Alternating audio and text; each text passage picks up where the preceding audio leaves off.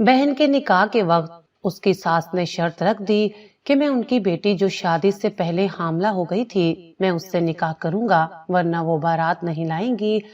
میں بہن کی خوشی کی خاطر مان گیا، مگر سوچا میں اس بد کردار پر اتنا ظلم کروں گا کہ وہ خود بھاگ جائے گی۔ کس کا گناہ میرے سر پر تھوپ دیا ہے۔ پہلی رات میں اس کے قریب نہ گیا۔ صبح غصے میں طلاق دینے لگا تو وہ جائے نماز پر بیٹھی ہاتھ میں قرآن اٹھائے اپنے مجرم کے لیے بد دعا کرنے لگی۔ میں جیسے ہی اسے طلاق دینے کے لیے اس کے قریب گیا تو میرا دل پھٹ گیا، کیونکہ اس کا مجرم تو اس کا بس نہیں چل رہا تھا کہ وہ اپنی دلہن کا گلا دبا دے۔ یہ وہی بد کردار لڑکی تھی جس کی وجہ سے احتشام کی خوشیاں برباد ہو گئی تھیں۔ وہ اپنے دوست نعمان کے کہنے پر گھر آیا تھا۔ اس کی دلہن کئی گھنٹوں سے اس کا انتظار کر رہی تھی۔ کمرے میں جانے سے پہلے اس کی ماں نے اس کا ماتھا چوم کر کہا تھا کہ بیٹا اب اس گناہ کو تو نے اپنے سر لینا ہوگا، یہ پتھر دل پر رکھنا ہوگا، ورنہ تو جانتا ہے تیری بہن کا گھر اجڑ جائے گا۔ وہ ماں کو کوئی جواب دیے بغیر کمرے میں چلا گیا تھا۔ اس کی دلہن ابھی تک گھونگھٹ اوڑے بیٹھی ہوئی تھی۔ وہ خاموشی سے واش روم گیا اور نہا کر واپس آ گیا، جبکہ اس کی دلہن کے بیٹھنے کا انداز اب بھی ویسے ہی تھا۔ احتشام نے غصے میں اسے کہا، اٹھو یہاں سے میرا بستر خالی کرو اور ادھر صوفے پر جا کر لیٹو۔ پتہ نہیں کہاں سے منہ کالا کر کے آئی ہو اور تمہارے ماں باپ نے اپنے کندھوں سے یہ بوجھ اتار کر میرے گلے باندھ دیا ہے۔ وہ مسلسل بولتا جا رہا تھا، مگر لڑکی نے ابھی تک ایک جملہ بھی نہیں کہا تھا، بلکہ اس نے تو اپنا گھونگھٹ بھی نہیں اٹھایا تھا۔ جب وہ یوں ہی بیٹھی رہی تو احتشام کو پہلے سے زیادہ تاؤ چڑھنے لگا۔ کیا تمہارے لیے وہی ڈولی بلواؤں جس میں تمہارے والدین نے بٹھا کر تمہیں یہاں بھجوایا تھا کہ تم یہاں سے اتر کر صوفے پر جا بیٹھو؟ وہ بہت زیادہ سیخ پا ہو رہا تھا۔ اس بات پر دلہن خاموشی سے اٹھی اور جا کر صوفے پر بیٹھ گئی۔ احتشام نے دوسری مرتبہ اس کی جانب دیکھنا بھی گوارا نہیں کیا تھا اور تیزی سے بستر پر لیٹ کر کروٹ لے لی۔ شانزے کو امید نہیں تھی کہ اس کے ساتھ پہلی رات ہی اتنا سخت رویہ رکھا جائے گا۔ وہ تو پہلے ہی دکھوں کی ماری یہاں پر بیاہ کر آئی تھی، مگر نہیں جانتی تھی کہ یہ شادی اس کے لیے سکون کی بجائے عذاب بن جائے گی۔ وہ کیسے اس لڑکے کو سمجھائے؟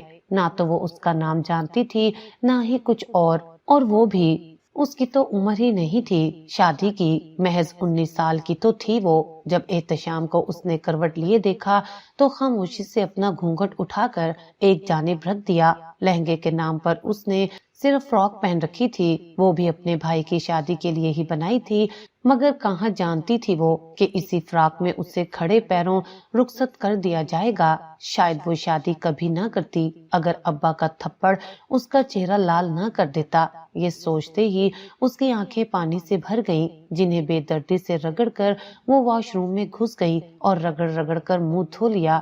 اس کے پاس سامان بھی نہیں تھا۔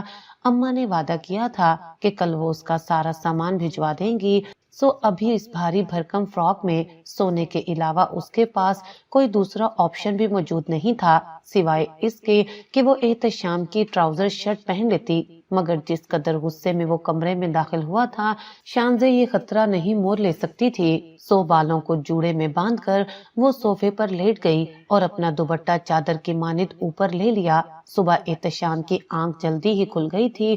اس نے آنکھیں چندیا کر دیکھا تو کمرے کی بتی جل رہی تھی۔ کیا مصیبت ہے یار! تبھی اسے رات والا پورا واقعہ پوری شد و مت کے ساتھ یاد آ گیا تھا۔ اس نے چونک کر صوفے کی جانب دیکھا، مگر وہاں پر وہ لڑکی موجود نہیں تھی۔ وہ ایک دم سے اٹھ کر بیٹھ گیا۔ دماغ ابھی نیند میں ہی تھا، مگر وہ کافی حیران تھا کہ رات کے اس پہر وہ کہاں جا سکتی ہے۔ اس سے پہلے وہ بستر سے اتر کر اپنی جوتی تلاش کرتا، اسے کھڑکی کے قریب وہ لڑکی نماز پڑھتی ہوئی دکھائی دی۔ وہ ایک دم سے پرسکون ہو کر واپس بیڈ پر بیٹھ گیا اور دل ہی دل میں رب سے شکوے کرنے لگا کہ یہ لڑکی اس کی زندگی میں کیوں آئی ہے، پتہ نہیں کون سے گناہ کیے ہیں، اور اب دیکھو کیسے نمازیں پڑھ رہی ہے۔ وہ اس وقت شدید قنوطی ہو رہا تھا۔ اسے اپنے سمیت ہر شے پر ہی غصہ آ رہا تھا۔ جیسے ہی اس لڑکی نے سلام پھیرا تو اس سے کوئی بات کرنے کی بجائے احتشام دوبارہ پھر کروٹ لے کر سو گیا۔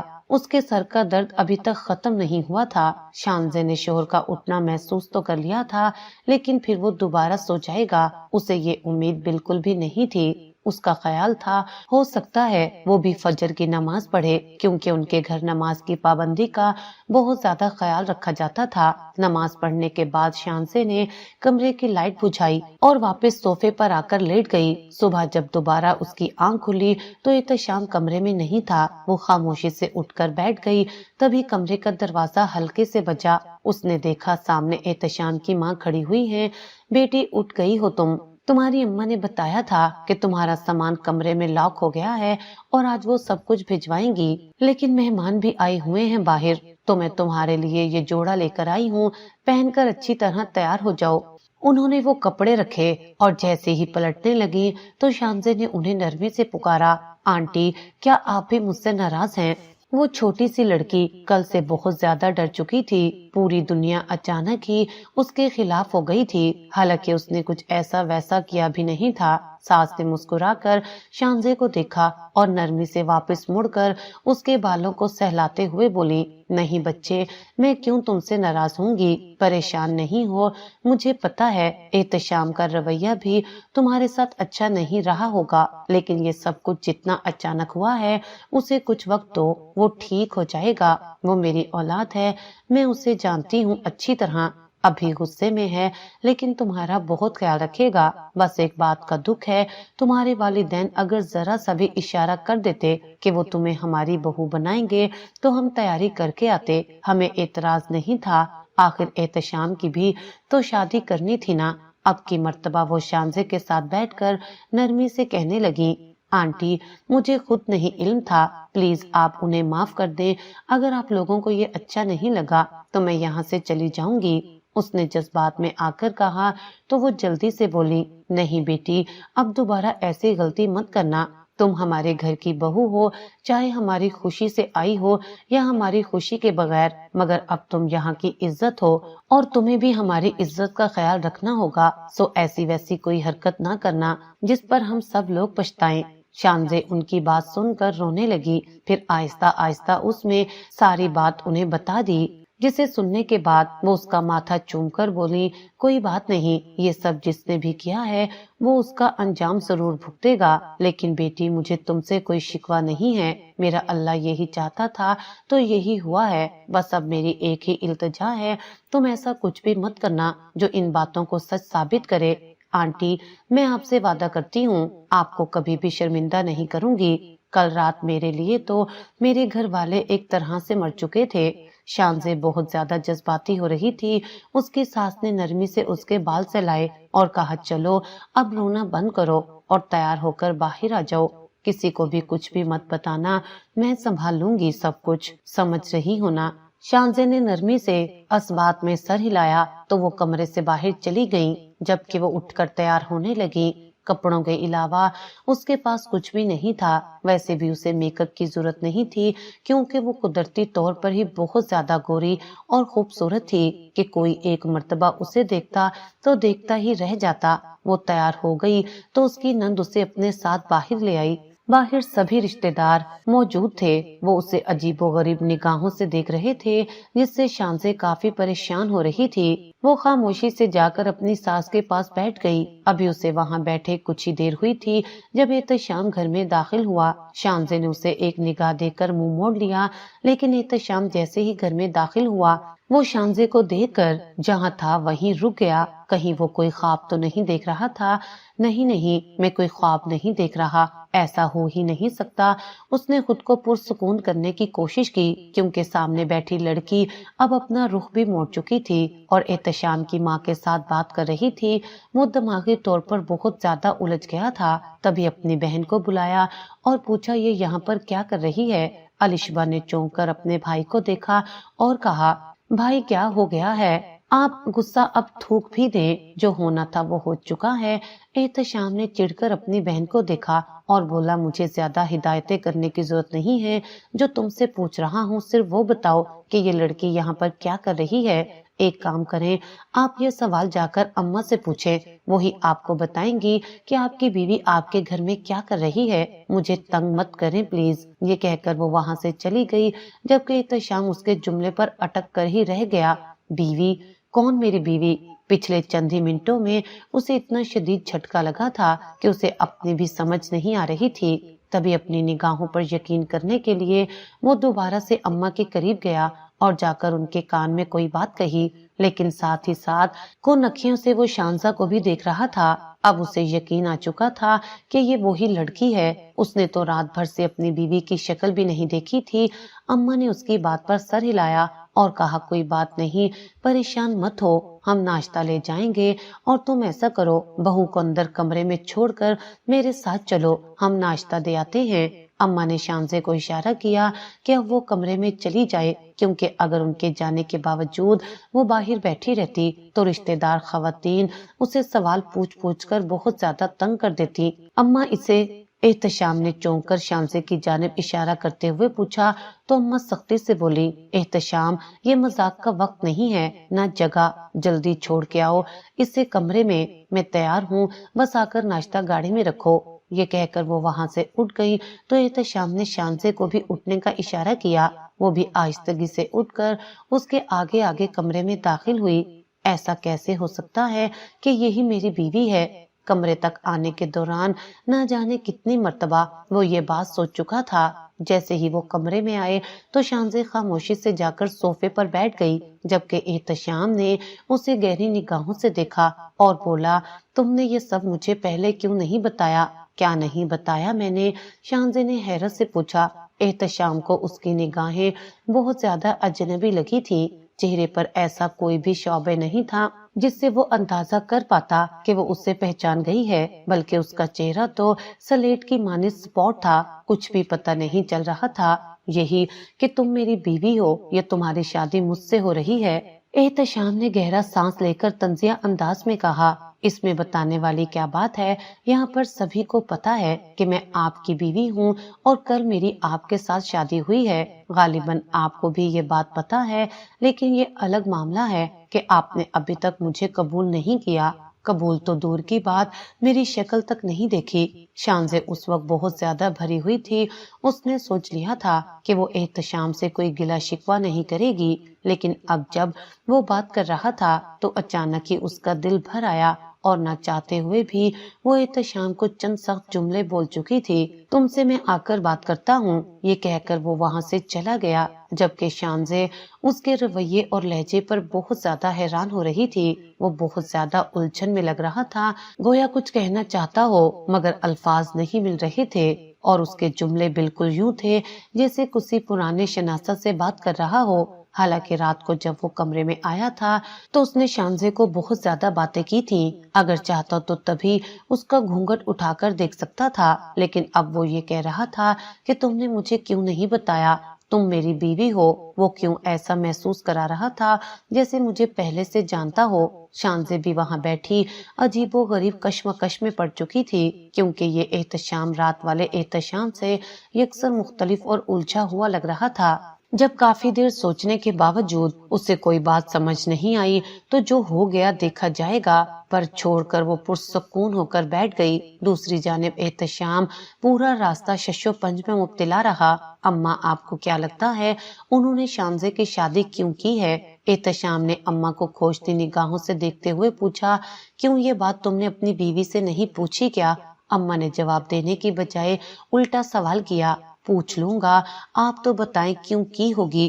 انہوں نے اتنی جلدی اس کی شادی میرے ساتھ؟ پتر میں بتا دوں، لیکن یہ بات بہتر ہے تم اپنی بیوی سے ہی پوچھ لو اور وہ جو بھی بتائے اس پر اعتبار کرو، مجھے تو یہی بہتر لگتا ہے۔ باقی کیوں ہوئی شادی، کیسے ہوئی، ان سب معاملات کو بھول جاؤ، یہی تیرے مقدر میں تھا اور یہ سب اسی طرح ہونا لکھا تھا، تو خود سوچ سوچ کر پریشان نہ ہو، نہ ہی اس بچی کو پریشان کرو۔ سمجھ آ رہی ہے میری بات کی؟ अम्मा ने बड़ी बुर्दबारी से एहतशाम को समझाया। वो जानती थी कि एहतशाम गुस्से का जरा तेज है, ऐन मौके पर गुस्सा कर जाता है, लेकिन उसके बाद संभल भी उतनी ही जल्दी जाता है। सो वो अपनी जानिब से शानजे के मुतल्लिक कोई भी ऐसी बात उससे नहीं करना चाहती थी जो उन दोनों के रिश्ते को खराब करती। सो उन्होंने ये बात उन दोनों पर ही छोड़ दी थी कि आपस में बातचीत करके ये मामला खुद ही सुलझा लेंगे। एहतशाम भी खामोश हो गया। उसने मजीद अम्मा से कोई बात नहीं पूछी क्योंकि वो समझ गया था उन्होंने एक मर्तबा ना कर दी है तो अब वो उसकी बात का जवाब हरगिज नहीं देंगी। तब तक वो लारेब के ससुराल और शामजे के मेके भी पहुंच चुके थे। लारेब बहुत खुश लग रही थी जबकि शामजे की अम्मी ने उसके सामान वाले 2 हैंड कैरी उन्हें थमा दिए थे, लेकिन वो लोग कुछ खफा खफा लग रहे थे। एहतशाम ने लारेब से पूछा, यहाँ पर सब लोग ठीक है ना? उनका रवैया तुम्हारे साथ खराब तो नहीं हुआ? वो मुस्कुराते हुए बोली, भाई ऐसा कुछ भी नहीं है, सबने मेरा बहुत ख्याल रखा है, बस ये मेरी नंद की वजह से कुछ परेशान है। इस बात पर एहतशाम के कान एकदम से खड़े हो गए और वो जल्दी से बोला, क्यों, क्या हुआ है? कुछ पता चला कि इन्होंने इतनी जल्दी शादी क्यों की है? उस पर लारेब नफी में सर हिलाकर बोली, ये तो नहीं पता चल पाया, लेकिन कुछ दिनों तक जरूर पता चल जाएगा। बस ये लोग परेशान हैं। मुझे लगता है कि शानजे की कोई गलती है, वरना कौन खड़े पैरों अपनी बेटी को यूं रुखसत करता है। लारेब की बात अपनी जगह पर बिल्कुल ठीक थी, लेकिन एहतशाम को सुकून नहीं मिल रहा था। न जाने ऐसा क्या हो गया था कि उसने मुझे भी नहीं बताया। हालांकि हम दोनों की कोई लड़ाई भी नहीं हुई थी। क्या आप जानते हैं? शानजे को पहले से लारेब ने चौंक कर पूछा तो एहतशाम भी अपनी जगह पर चौंक गया। उसे एहसास ही नहीं हुआ था कि ये सब बातें वो सोच नहीं रहा था, बल्कि बोल रहा था, नहीं नहीं, कुछ नहीं, तुम परेशान ना हो, सब कुछ ठीक है, चलो नाश्ता लगाओ, हमें भी भूख लगी है। ये सुनते ही लारेब मुस्कुराते हुए वहां से चली गई। उसके जाते ही एहतशाम को एहसास हुआ कि वो शानजे पुकार रही थी, बल्कि सिर्फ वो ही नहीं, वहां पर मौजूद हर इंसान ही उसकी बीवी को शानजे के नाम से बुला रहा था। या अल्लाह, ये सब क्या है? उसने बेबसी से आसमान को देखते हुए सोचा, लेकिन किसी को भी ये बात नहीं की। एक मर्तबा वो अपनी बीवी से खुद बात करके देखना चाहता था और उसके बाद ही वो किसी नतीजे पर आ सकता था। सो थोड़ा बहुत नाश्ता करके बहुत जल्दी जल्दी घर वापस आ गए। बाहर के कुछ काम निपटा कर वो कमरे में गया तो सामने शानजे यूं ही सोफे पर बैठी थी जैसे वो उसे छोड़कर गया था। अपना गला खंगारते वो अंदर दाखिल हुआ और नरमी से बोला, मैं अपने रात वाले रवैये के लिए माजरत ख्वाह हूँ, लेकिन अब तुम मुझे बताओ कि तुमने ये सब कुछ मुझे क्यों नहीं बताया? क्या नहीं बताया? शानजे ने हैरानी से पूछा। पता नहीं वो किस बात के मुतल्लिक बार बार यूं ही कह रहा था। यही कि तुम्हारी शादी मुझसे हो रही है। अगर एक मर्तबा बता देती तो मैं वो सब ना करता जो रात को किया है। एहतशाम, मेरी बात सुने, इन सब में मेरा कोई इख्तियार नहीं था। कुछ मामलात थे जिनकी बिना पर मेरे घर वालों ने मेरी शादी कर दी है। अब आप मुझसे जो भी पूछना चाहते हैं खुलकर पूछ लें। मैं खुदा की कसम खाकर कहती हूँ, मैं आपको झूठ नहीं बोलूंगी। तुम मुझसे इतने अजनबियों की तरह बात क्यों कर रही हो? एहतशाम ने चौंक कर पूछा तो शानजे के चेहरे पर हैरत का तासुर था। मुझे नहीं लगता कि हम दोनों इतने बेतकल्लुफ हैं कि मैं आपको तुम कहकर पुकारूं। वैसे भी मुझे ये बात अच्छी नहीं लगती। तुम पहले तो फोन पर हमेशा मुझे तुम ही कहती थी और अब इतनी रूखी क्यों हो गई हो? चाहे जैसी भी हुई, मगर हम दोनों की शादी तो हो गई है ना। हम दोनों ही एक दूसरे से शादी करना चाहते थे। एक्सक्यूज मी, आप ये क्या बातें कर रहे हैं? मुझे आपकी एक बात भी समझ नहीं आ रही। इस बात पर एहतशाम को काफी गुस्सा आ गया। वो स्पॉट लहजे में बोला, अब इतनी पाकीज़ा बनने की कोशिश मत करो। भूल गई हो वो वक्त जब तुम पूरी पूरी रात मेरे साथ कॉल पर बात करती थी और आज मेरे सामने यूं नन्ही काकी बनकर बैठी हो? क्या याद दिलाऊं तुम्हें वो सब बातें? आपको कोई गलत फहमी हुई है, क्योंकि मैंने आपसे तो क्या कभी भी किसी लड़के से बात नहीं की। शानजे का लहजा भी एकदम से सख्त हो गया। यही वो बात थी जिसका उसके वालिदैन ने उस पर इल्जाम लगाकर उसे यूं रुखसत किया और अब उसका शोहर भी यही बात कर रहा था। तुम मुझसे झूठ बोल रही हो जिसके साथ बातें करती आई हो। एहतशाम को तो यकीन ही नहीं आ रहा था कि वो इतनी भोली भाली और मासूम दिखने वाली लड़की यूं सफाई से झूठ भी बोल सकती है। احتشام میری بات سنیں، میں آپ کو پہلی اور آخری مرتبہ دوبارہ پھر بتا رہی ہوں کہ آپ تو کیا، میں نے کبھی کسی لڑکے سے بھی بات نہیں کی۔ اللہ جانے سب کو یہ غلط فہمی کیوں ہو گئی ہے اور سب میرے پیچھے ہاتھ دھو کر کیوں پڑ گئے ہیں۔ یہ کہہ کر وہ پھوٹ پھوٹ کر رونے لگی، جبکہ احتشام کا دل چاہ رہا تھا کہ وہ ابھی اس لڑکی کے منہ پر ایک زوردار تھپڑ لگا کر اسے وہ سب باتیں یاد دلا دے جو راتوں کی تاریکی میں وہ اس کے ساتھ کرتی رہی ہے۔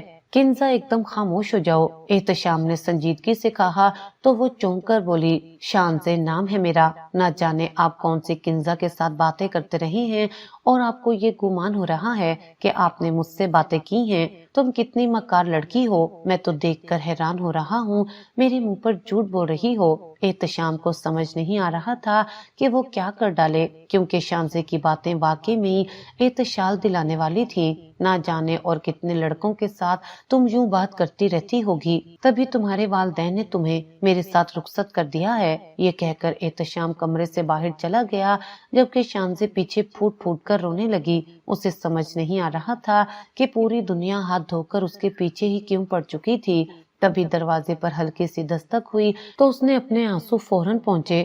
دیکھا تو اس کی نند تھی جو اس کے لیے لاریب کے ولیمے کا جوڑا لے کر آئی تھی۔ تم یہ پہن کر تیار ہو جاؤ، اگر میک اپ نہیں کرنا آتا تو میں پارلر والی کو بلا لیتی ہوں۔ نہیں، میں ہو جاؤں گی تیار، شانزے نے غمگین لہجے میں کہا تو وہ نرمی سے بولی، پریشان نہیں ہو، بھائی یوں ہی کرتے ہیں۔ تم دونوں کی لڑنے کی آوازیں باہر تک آ رہی تھی، مگر خیال رکھو گھر میں مہمان ہیں، بھائی کو میں نہیں سمجھا سکتی کیونکہ اس وقت وہ بہت زیادہ غصے میں ہے۔ اگر میں کوئی بات کروں گی تو وہ الٹا مجھ پر ہی پڑ جائے گی، اس لیے ایک دو دن آپ صبر کر جائیں، پھر دیکھیے گا اماں بھائی کی کیسی درگت بناتی ہیں کہ وہ دوبارہ کبھی بھی آپ کو تنگ نہیں کریں گے۔ شانزے نے بغیر کچھ کہے سر ہلا دیا تو نند مسکراتے ہوئے باہر چلی گئی۔ اسے سمجھ نہیں آ رہا تھا کہ اس کے گھر والوں نے اتنا بڑا ظلم کر دیا ہے، لیکن اس کے سسرال والے اتنے اچھے کیسے ہو سکتے ہیں۔ یا اللہ، بس مجھے محفوظ رکھو ان تمام بلاؤں سے جو اچانک ہی مجھ پر آن ٹوٹی ہیں۔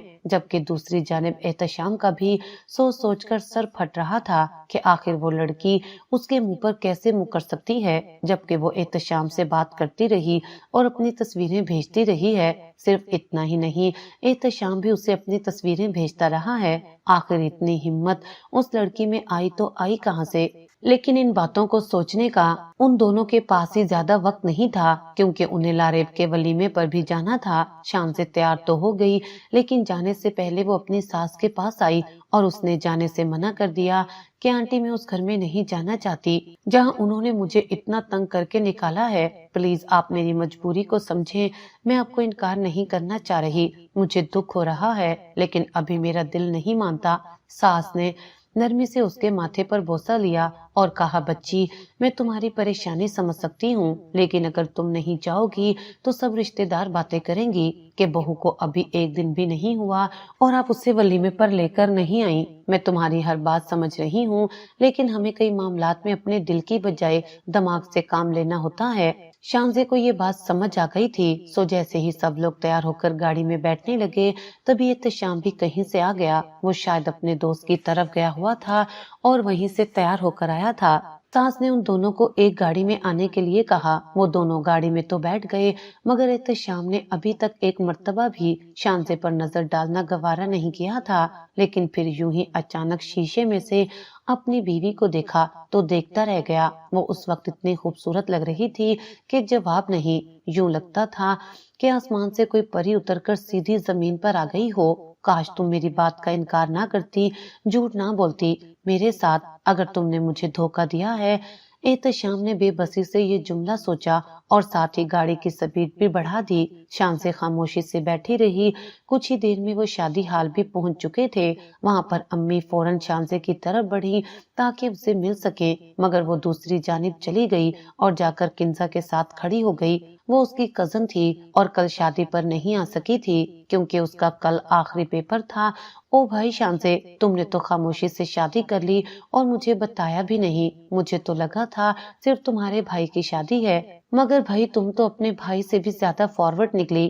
کنزا بڑے سکون سے کھڑی اس پر طنز کر رہی تھی۔ کنزا، کیا تم خاموش ہو جاؤ گی؟ میں جانتی ہوں کہ تمہیں پتہ چل گیا ہے میری شادی کیوں اور کیسے ہوئی ہے۔ پلیز، میں جو یہاں پر 2 گھنٹے آئی ہوں مجھے سکون سے رہنے دو۔ شانزے نے بغیر کسی لگی پٹی کے اسے روک دیا، جس پر وہ منہ بنا کر کھڑی ہو گئی۔ شانزے اچھی طرح جانتی تھی ان سب باتوں میں کہیں نہ کہیں کنزا کا ہاتھ ضرور ہوگا، لیکن اس کے پاس کوئی ثبوت نہیں تھا، ورنہ جس قدر کنزا اسے خار کھاتی تھی یہ بات کسی سے بھی ڈھکی چھپی نہیں رہی تھی۔ شانزے، کل تمہارے ساتھ جو کچھ بھی ہوا ہے قسم سے میرے تو دل میں ٹھنڈ پڑ گئی ہے۔ اب کی مرتبہ کنزا نے بھی کوئی لحاظ نہیں رکھا۔ چلو تمہیں پتہ چل گیا ہے نا، اچھی بات ہے۔ اور کیا تمہیں لگتا ہے میں نہیں جانتی کہ اپنا آخری پیپر دیکھ کر تم بھاگم بھاگ کیوں یہاں آئی تھی؟ صرف چسکا لینے کے لیے۔ لیکن میں تمہیں ایک بات اچھی طرح سمجھا دوں، میرے والدین نے میرے ساتھ جو کچھ کیا، لیکن میرا شوہر بہت اچھا ہے، سمجھ رہی ہو تم لوگوں کی طرح جانور نہیں ہے، وہ سنتا ہے اگلے بندے کی بات۔ شانزے نے اسے تنگ کرنے کے لیے یہ سب باتیں بڑے دھڑلے سے کر دی۔ تبھی وہاں پر احتشام بھی آ گیا اور وہ شانزے کو دیکھتے ہی بولا، ہم نے واپس بھی جانا ہے، اگر تم رکنا چاہتی ہو تو رک جاؤ۔ لیکن وہ جلدی سے نفی میں سر ہلا کر بولی، نہیں مجھے نہیں رکنا، میں آپ کے ساتھ ہی چلوں گی۔ وہ دونوں آپس میں باتیں کرنے میں مگن تھے، جبکہ کنزا کی حالت یوں تھی گویا کاٹو تو بدن میں لہو نہ رہے۔ وہ کبھی احتشام کو دیکھتی تو کبھی اپنی کزن شانزے کو۔ آپ دونوں کی شادی ہوئی ہے؟ مارے حیرت کے وہ صرف اتنا ہی پوچھ سکی، جس پر شانزے کو ایک دم سے غصہ آیا، لیکن وہ برداشت کر گئی کیونکہ اس وقت وہ احتشام کے سامنے کوئی بات نہیں کرنا چاہتی تھی۔ احتشام نے شانزے کو دیکھا گویا پوچھ رہا ہو، یہ کون ہے؟ میری کزن ہے، آج ہی آئی ہے۔ Oh nice to meet you. چلیں پھر، اگر گھر جانا ہے تو پہلا جملہ اس نے کنزا کو دیکھ کر بولا اور دوسرا شانزے کو۔ اس کے کہنے پر شانزے بھی اس کے ساتھ چل پڑی، جبکہ پیچھے کنزا نے ایک دم سے اس کا ہاتھ تھام کر اپنی جانب کھینچا اور وہ گرتے گرتے بچی۔ احتشام نے چونک کر پیچھے دیکھا تو کنزا جلدی سے بولی، آپ جائیں میں بھیج دیتی ہوں اسے۔ وہ کندھے اچکا کر وہاں سے چلا گیا۔ تمہاری اس سے شادی ہوئی ہے؟ کیوں، کوئی مسئلہ ہے کیا؟ شانزے نے چڑھ کر پوچھا۔ اسے وہ لڑکی ایک آنکھ نہیں بھاتی تھی۔ میرا مطلب ہے احتشام کے ساتھ تمہاری شادی ہو گئی۔ او میرے خدایا، کیا تم دونوں کے درمیان کوئی بات تو نہیں ہوئی؟ تم کہنا کیا چاہتی ہو اور تمہیں کیسے پتا کہ اس کا نام احتشام ہے؟ شانزے نے سختی سے پوچھا، لیکن کنزا کی شکل بالکل رونے والی ہو چکی تھی اور وہ رو بھی پڑی۔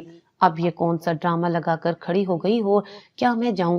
کیا تمہارا رونا یوں ہی جاری رہے گا؟ شانزے پلیز مجھے معاف کر دینا، کسی کو کچھ بھی مت بتانا، آئی ایم سوری۔ اس کے بعد کنزا وہاں پر مزید نہیں رکی اور چلی گئی، جبکہ شانزا کو کچھ بھی سمجھ نہیں آ رہا تھا کہ وہ کیا بات کر رہی ہے۔ وہ خاموشی سے اپنے گھر والوں کو ملے بغیر آ کر گاڑی میں بیٹھ گئی۔ مجھے تم سے بات کرنی ہے اور کھل کر بات کرنے کا وقت ہوگا تمہارے پاس۔ احتشام پہلے سے ہی گاڑی میں موجود تھا، اس نے سنجیدگی سے کہا تو شانزے نے کندھے اچکا دیے۔ اسی لمحے احتشام نے گاڑی سٹارٹ کر دی اور کچھ دیر بعد ایک جوس کارنر پر لا کر روک دی، پھر اپنی بیوی سے اترنے کا بولا اور کونے کی میز پر جا کر بیٹھ گیا۔ اب مجھے بتاؤ تم یہ سب ڈرامہ کیوں کر رہی ہو؟ حالانکہ جانتی ہو ہم دونوں کی بات ہوتی رہی ہے، پھر کیوں جھوٹ بول رہی ہو؟ کیا تمہیں لگتا ہے تمہارے جھوٹ بولنے سے یہ سچ ختم ہو جائے گا کہ ہم دونوں ریلیشن شپ میں رہ چکے ہیں؟ احتشام نے سنجیدگی سے اپنا جملہ مکمل کیا تو وہ اسپاٹ لہجے میں بولی، میں آپ کو پہلے بھی بتا چکی ہوں کہ آپ جو بھی بات کر رہے ہیں میں ایک بھی بات سے واقف نہیں ہوں، سو پلیز یا تو کھل کر بات کریں یا پھر یہ بات مت کریں۔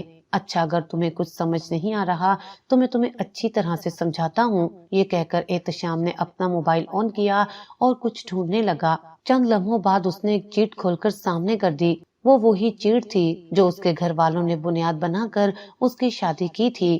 اسے دیکھ کر شانزے ایک دم سے پریشان ہو گئی۔ میری بات سنیں، میری کوئی غلطی نہیں ہے، میں کسی کو بھی نہیں چاہتی ہوں۔ یہ چیٹ کس کی ہے میں نہیں جانتی، پہلے اماں ابا کے سامنے بھی میں نے اپنی بہت زیادہ صفائی پیش کر دی ہے، مگر انہوں نے میری بات کا یقین نہیں کیا اور آپ کے ساتھ میری شادی کر دی۔ میں قسم کھا کر کہتی ہوں مجھے کچھ بھی نہیں پتا۔ اس بات پر احتشام ایک دم سے سیدھا ہو کر بیٹھ گیا۔ اسے بالکل بھی امید نہیں تھی کہ یہ وجہ ہو سکتی ہے شانزے کی اتنی جلدی اور اچانک شادی کی۔ کیا مطلب ہے تمہارا؟ کھل کر کہو جو کہنا چاہ رہی ہو۔ اپنی بات کرنے سے پہلے احتشام نے اپنی بیوی کی بات سننا مناسب سمجھا۔ احتشام، میں نہیں جانتی میرے خلاف یہ کون سازش کر رہا ہے اور یہ کون شخص ہے جس نے میں بن کر پتہ نہیں کس لڑکے سے بات کی ہے۔ پہلے یہ چیٹ اور سکرین شاٹ میرے والدین کے نمبر پر آئے، پھر اب اس نے آپ کے نمبر پر بھی بھیج دیے ہیں۔ خدا کی قسم میں نہیں جانتی یہ کون ہے۔ یہ کہتے ہوئے وہ رو پڑی تو احتشام سنجیدگی سے بولا، مگر اس میں تمہاری تصویریں بھی ہیں، یہ دیکھو، یہ تو سیلفی ہے جو تم خود ہی کہیں پر بھیج سکتی ہو۔ کیا اب بھی اس بات کو جھٹلاؤ گی؟ یہ میری غلطی ہے کیونکہ میں تصویریں بنانے کی بہت شوقین تھی۔ جہاں پر جس کا بھی موبائل ہاتھ میں آتا میں سیلفی بنانے لگ جاتی، لیکن آج ان معمولی سی تصویروں کی مجھے کیا قیمت چکانی پڑ رہی ہے یہ صرف میں جانتی ہوں یا میرا رب جانتا ہے۔ باقی میرے موبائل کو ہیک کرنا یا میرے موبائل سے تصویریں چرانا کوئی اتنی بڑی بات نہیں ہے، اور مجھے یوں لگتا ہے کہ یہ کوئی میرے خاندان کا ہی بندہ ہے جو میرے خلاف یہ سازش کر رہا ہے۔ یہاں پر تم نے اپنا نام بھی کنزا بتایا ہوا ہے۔ احتشام، وہی تو میں آپ کو کہہ رہی ہوں، تصویریں میری استعمال ہوئی ہیں اور نام شاید کنزا نے اپنا ہی استعمال کیا ہے۔ کون کنزا؟ جانتی ہو کیا تم اسے؟ اب کی مرتبہ وہ اسے باغور دیکھتے ہوئے بولا، جی، مگر مجھے یقین نہیں ہے کیونکہ میں اس لڑکی پر کوئی بہتان نہیں لگانا چاہتی، نہ جانے وہ ہے بھی یا نہیں، مگر شروع سے ہی ہم دونوں میں ہمیشہ جھگڑا رہا ہے، کبھی بھی ہم دونوں کی آپس میں نہیں بنی۔ وہ کبھی بھی کوئی ایسا موقع ہاتھ سے نہیں جانے دیتی تھی جب مجھے استعمال کر کے اپنا فائدہ حاصل نہ کر لے۔ مجھے لگتا ہے یہ وہی ہے جو میرا نام اور آئی ڈی استعمال کر کے لڑکوں سے باتیں کرتی رہی ہے۔ احتشام، میں آپ کو یقین نہیں دلا سکتی، لیکن میرا رب جانتا ہے ان سب میں میرا کوئی ہاتھ نہیں۔ اس کی بات سن کر احتشام ایک دم سے خاموش ہو گیا، کیونکہ ایک طرح سے اسے یقین بھی ہو رہا تھا، کیونکہ اگر یہ وہی کنزا ہوتی تو اسے ایک ہی نظر میں پہچان جاتی، کیونکہ ابھی 1 ماہ پہلے ہی تو احتشام اور کنزا کی آن لائن بات چیت ہونا شروع ہوئی تھی۔ نہ صرف کنزا بلکہ احتشام بھی اسے وقتاً فوقتاً اپنی تصاویر بھیجتا رہا تھا۔ یہ تو بالکل بھی ممکن نہیں تھا کہ اپنے شوہر کو دیکھ کر وہ یوں اجنبی ہونے کا احساس دلاتی، اور شان سے ابھی تک اس بات سے بھی واقف نہیں تھی کہ یہ جو کوئی بھی تھا وہ کسی اور لڑکے سے نہیں بلکہ احتشام سے ہی کنزا بن کر بات کر رہا تھا، اور اسی کو بنیاد بنا کر اس کے گھر والوں نے اس کی شادی احتشام سے کروا دی، حالانکہ کوئی بھی نہیں جانتا تھا کہ وہ لڑکا اصل میں احتشام ہی ہے۔ شانزے کو بھی یہی لگ رہا تھا کہ کسی نے اس کی فیک چیٹ کے سکرین شاٹ اس کے شوہر کو بھی بھیج دیے ہیں۔ پہلے یہی شاٹ اس کے والدین کے نمبروں پر آئے اور پھر اس کے شوہر کے۔ وہ جو کوئی بھی تھا شانزے کو اچھی طرح سے تباہ و برباد کر دینا چاہتا تھا۔ احتشام خاموش ہو گیا۔ اس کے بعد اس نے مزید نہ کوئی بات کی نہ ہی پوچھی، کیونکہ وہ سمجھ چکا تھا کہ سامنے بیٹھی لڑکی جو کہہ رہی ہے وہ بالکل ٹھیک کہہ رہی ہے۔ اسے گھر چھوڑ کر وہ پھر سے باہر آ گیا اور نعمان کو پوری صورتحال کے متعلق بتایا۔ احتشام اس نمبر پر فوراً فون کرنے لگا تو نعمان نے اس سے منع کر دیا اور کہا، یار پاگل مت بن، تجھے کیوں لگتا ہے کہ جو کوئی بھی تیری بیوی کی آئی ڈی بنا کر تجھ سے بات کر رہا ہے وہ یہ نہیں جانتا کہ تم دونوں کی شادی ہو گئی ہے؟ ضرور اسے اس بات کا علم ہوگا تو وہ کبھی بھی تمہارا فون اٹینڈ نہیں کرے گا۔ پھر مجھے کیا کرنا چاہیے؟ میں یوں تو اپنی بیوی پر ساری عمر بیٹھ کر شک نہیں کر سکتا۔ اگر مجھے محبت تھی بھی تو اپنی بیوی سے ہی تھی۔ بے شک اس چہرے کے پیچھے کوئی بھی ایرا غیرہ مجھ سے بات کر رہا تھا، لیکن اب مجھے اس بات سے بالکل بھی فرق نہیں پڑتا۔ میں صرف اصل مجرم کو تلاش کر کے سب لوگوں کے سامنے لانا چاہتا ہوں۔ یار وہ بہت معصوم ہے، اس کے سامنے چھوٹی سی بھی بات کرو تو وہ سہم جاتی ہے۔ جا کے کوئی اس کے ساتھ اتنی بڑی زیادتی کرے کہ اس کا نام آئی ڈی شکل استعمال کر کے لڑکوں سے باتیں کرتا پھرے، یہ بات میرے لیے کسی صورت بھی قابل قبول نہیں ہے۔ نعمان خاموشی سے بات سننے کے بعد نرمی سے بولا، پریشان نہ ہو، ہم پتہ لگا لیں گے، لا نمبر دے مجھے، میں فون کر کے دیکھتا ہوں۔ احتشام نے فوراً ہی اسے نمبر دے دیا۔ نعمان نے فون کیا تو پہلی 3-4 بیلوں پر فون نہیں اٹھایا گیا۔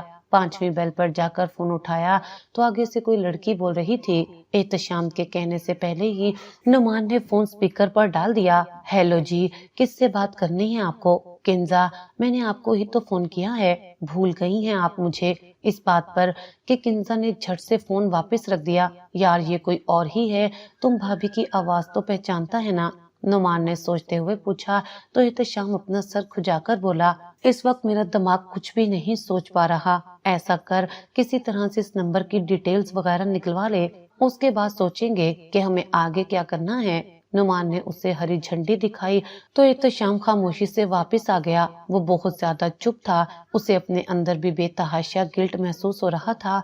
कमरे में आया तो शांति अपनी ज्वेलरी रिमूव कर रही थी। उस वक्त वो तेजी से उसके पीछे आकर खड़ा हो गया और उसकी कमर पर हाथ रख दिया। वो एकदम से चौंक गई, मगर एहतशाम की गिरफ्त उसकी कमर के गिर्द काफी मजबूत होती जा रही थी। शांजे का तनफ्फुस एकदम से तेज हो गया। क्या तुम्हें किसी पर शक है?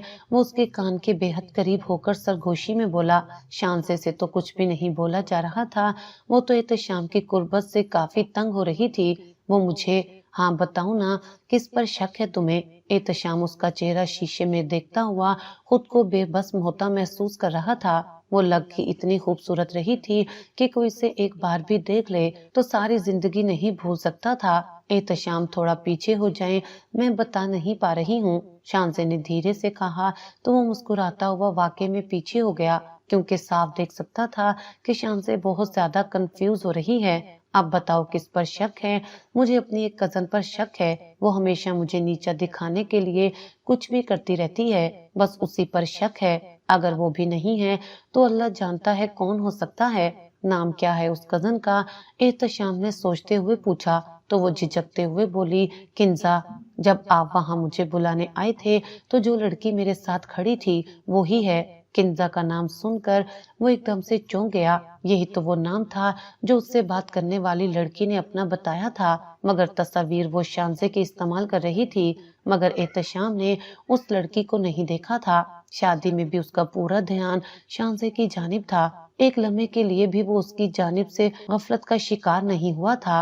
चलो तुम रेस्ट करो, मैं आता हूँ कुछ देर में। ये कहकर वो कमरे से जाने लगा तो वो जल्दी से बोल पड़ी, क्या आपको मुझ पर यकीन तो है ना? उसके लहजे में इस कदर मासूमियत थी कि एक लम्हे के लिए एहतशाम को उस पर बहुत ज्यादा प्यार आया। वो तेजी से वापस मुड़ा और शांजे को अपनी बाहों में भर लिया और मुसलसल एक ही बात कर रहा था, मुझे माफ कर दो शांजे, मुझे माफ कर दो शांजे। जबकि वो उसकी गिरफ्त में काफी हिचकिचा रही थी। ये सब क्या हो रहा था वो कुछ नहीं समझ पा रही थी। एहतशाम पहले तो उसके साथ इतना बुरा रवैया रखे हुए था, फिर अचानक ऐसा कौन सा काम हो गया कि वो इतना अच्छा बन गया और उससे माफिया मांगने लगा है। इससे पहले शांजे उससे कुछ पूछती वो कमरे से बाहर चला गया। उसका दिल बहुत तेज रफ्तारी से धड़क रहा था।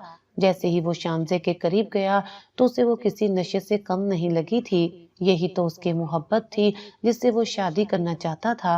अब जब उसकी शादी हो गई थी तो वो उसे परेशानी दे रहा था, उसके साथ करख्त रवैया रखे हुए था, जो कि सरासर ज्यादती थी। चाहे जैसे भी था, जो उसने अल्लाह से दुआ की थी वो तो कबूल हो चुकी थी। शांजे उसकी बीवी बन गई थी, फिर उसे ना शुक्रिया की बजाय उसका इतने मुश्किल वक्त में साथ देना चाहिए था, और वो उसे मुसलसल परेशानी दे रहा था।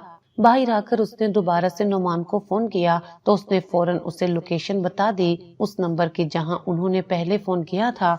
वो दोनों मिलकर उस लोकेशन पर गए तो कोई गर्ल्स हॉस्टल था। वहां जाकर उन्होंने किंजा का नाम लिया कि उससे मिलने आए हैं। कुछ ही देर में किंजा नामी लड़की वहां आई तो एहतशाम को देखकर चौंक गई और एहतशाम को भी वो लड़की याद आ गई। यही थी जिसके साथ शांजे उसका तारुफ करवा रही थी। किंजा वापस मुड़ने लगी तो वो तेजी से बोला, तुम्हारे खिलाफ मैं एफआईआर दर्ज करवा दूंगा अगर तुमने मेरी बात नहीं मानी तो। वो फौरन से उसके आगे हाथ जोड़कर बोली, मुझे माफ कर दे, मैंने ये सब कुछ शुगल शुगल में ही किया था, मैं नहीं जानती थी कि इसका नतीजा ये निकलेगा। तो एहतशाम सख्ती से बोला, ये भी नतीजा निकलेगा या निकलना था वो निकल चुका है। अब शराफत से जाकर सबसे माफी मांगो और सबको बताओ कि मेरी बीवी की इज्जत खराब करने के पीछे तुम्हारा हाथ था, वरना मुझसे बुरा कोई नहीं होगा। एहतशाम वापस आ गया। उसने सोच लिया था जब तक वो शांजे को सबके सामने मासूम नहीं दिखा देता, उसके साथ कोई ताल्लुक नहीं बनाएगा। तभी अगले दिन किंजा ने अपनी वीडियो बनाकर सब फैमिली ग्रुप्स में भेज दी और कहा वही थी जो शानसे की तस्वीर इस्तेमाल करके लड़कों से ना सिर्फ बातें करती आई है बल्कि उनसे पैसे भी बटोरती रही है। ये वीडियो देखकर शानसे बहुत ज्यादा रोई और एहतशाम को भी दिखाई, जिस पर उसने मुस्कुराते हुए उसे गले लगा लिया और कहा, मुझे माफ कर दो शानसे, ये जो भी था अल्लाह का हुक्म था और मैंने तुम्हारे साथ बुरा रवैया रखकर अल्लाह को नाराज किया है। मुझे तुम पर पूरा यकीन है, तुम भी जो मर्जी करो, मैं तुम्हें नहीं रोकूंगा। ये सुनकर वो एकदम से मुस्कुरा दी और सोचने लगी कि कभी कभी की मुश्किलात कैसे आपको जिंदगी भर का सुख दे देती है और उस वक्त आपको इस बात का अंदाजा नहीं होता, बाद में जाकर होता है।